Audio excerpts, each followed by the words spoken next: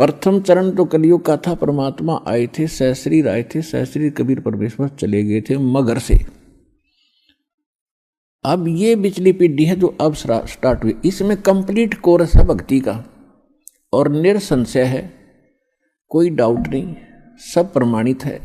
अब जो भक्ति करेंगे वो पार हो जाएंगे, मर्यादा में रहेंगे अंतिम सांस तक, वो तो सतलोक चले जाएंगे। फिर क्या होगा, 1000 वर्ष के बाद इस भक्ति में बहुत से ऐसे नालायक काल के दूत घुसेंगे, वो धीरे धीरे इनकी भक्ति खराब करवाना शुरू करेंगे।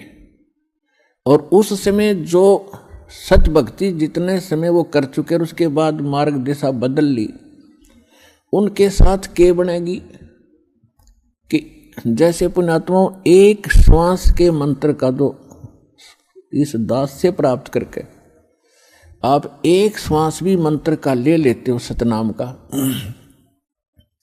वैसे तो प्रथम मंत्र से ही आपकी गजब की कमाई शुरू हो जाती है, बहुत ज्यादा बन जाती है।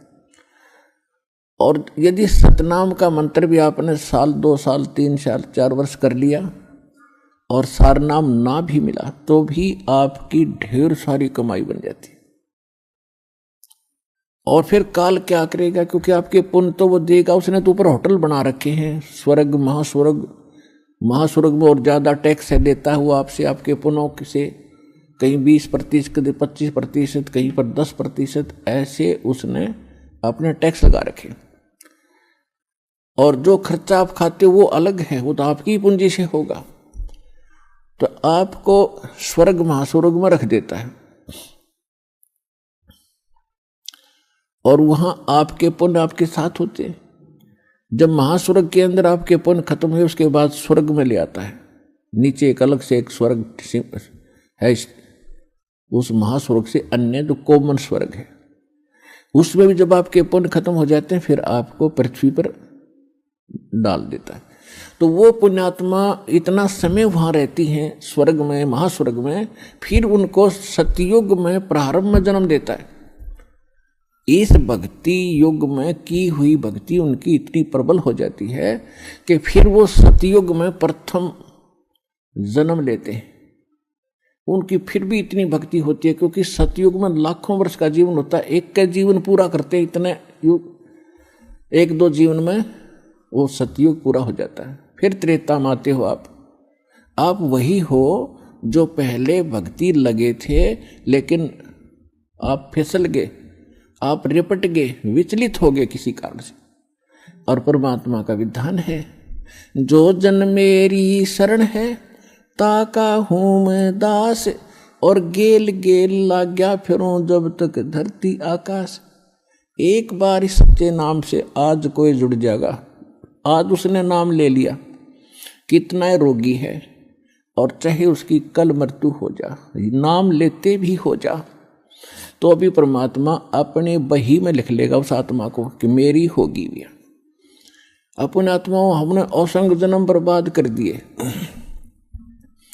असंख्य जन्म मनुष्य के खो चुके हो आप। ये पहला शरीर नहीं जागा जो आज आपका जाने वाला है, मान ले कभी भी। ये तो असंख्य बर्बाद हो लिए, तो कपड़े हैं, कुर्ते पजामे हैं, तो आपकी शरीर बॉडी ऊपर का। और इस नाम के लेते ही आपके कई सैकड़ों कुर्ते पजामे खूटियां व अलमारी में रख दिए जाते हैं। मनुष्य आज आपको नाम लेते ही और चाहे अगले पल मृत्यु हो जाती है। वैसे तो ऐसा नहीं होगा, जो सच्चे दिल से आते हैं उनको राहत मिलती है, उनका मनुष्य जीवन एक्सटेंड होता है, आयु भी बढ़ाता है परमात्मा। एक उदाहरण के लिए कहते हैं कि जो अविश्वास रूप में भी आके नाम ले लिया, अग देखेंगे किसी के कहने से आते हैं रोगी बहुत से, तो कि देख लेते हैं एक बार चल के, तो वो उनको भगवान वैसे उसको एक्सटेंड नहीं करेगा, उनका पता है कि इसको मैंने जीवन भी दे दिया, यू आगे फिर वो बकवाद करेगा। तो परमात्मा ने तो अपनी आत्मा देखनी है कि इसका उद्धार क्यों कर होगा, तो नाम लेते ही यदि उसकी मृत्यु भी होगी तो भी भगवान के अकाउंट में आ गया, और 10 महीना में फिर जन्म देकर उसको फिर बरवाड़ा बुला लेगा, वह शुरुआत होगी उसके जीवन की। तो यहाँ आने वाले व्यक्ति को हानि कति नहीं है, और कति ज्ञान सुनकर समर्पित होगा होगे तो आपकी कैंसर का बाप भी ठीक हो जा। भगवान किसे कहते हैं वाह भाई वाह। यहां पर कम से कम लाखों भक्तों के कैंसर तक के रोग ठीक हो चुके, जिन्होंने समर्पित भाव से परमात्मा पर विश्वास करके नाम लिया और मर्यादा निभाई। क्योंकि दुखी आदमी मर्यादा खूब निभाता है, सुखी तक गड़बड़ कर देता है, समाज को गणा देकर उसने तो अपनी जान दिखाई देती है, तो उस पर जल्दी राजी हो है भगवान, जल्दी प्रसन्न होता है, उसका जीवन भी बढ़ावेगा और उसको रोग से मुक्त भी करेगा।